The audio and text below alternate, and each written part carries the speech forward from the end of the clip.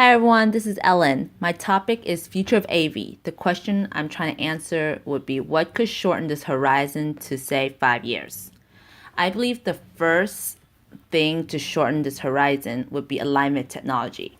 As of right now, there is no best strategy in executing a fully functional AV, autonomous vehicle.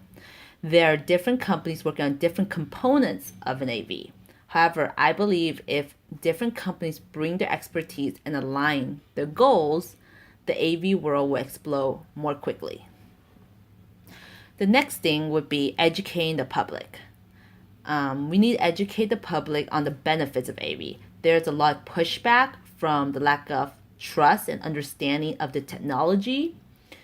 For instance, studies have shown that fully autonomous cars has the ability to improve as a fleet. When one makes a mistake, all the others learn and avoid it. Another thing would be schools. We need to educate the young in AV early on so they can adapt and be comfortable with the idea of having autonomous vehicles in their lifetime. The third component is government push. The government push can be laws. Government can declare legislative intent to encourage the safe development, testing, operation of motor vehicles with autonomous technology on public roads that could further build the AV industry. Another law they can do is outlaw certain non-AVs in certain cities. Another government push would be incentives for companies and consumers. For instance, tax deduction for companies to switch over to AV for their business, like the Google buses. Instead of having drivers, they can have autonomous technology driving the bus. Another thing would be free rides with AV taxis. The third would be AV can use carpool lanes. And the last thing is a buyback plan for non-autonomous vehicles. The fourth component is creating a culture of AV. By creating culture, we need to build a tribe, a fan base. Building a tribe or a hardcore fan base of AV advocates will accelerate the AV industry. The reason is that people tend to follow crowds, and if crowds of people are perceiving AV as the next ultimate movement, there's a push to have it faster. Supply and demand.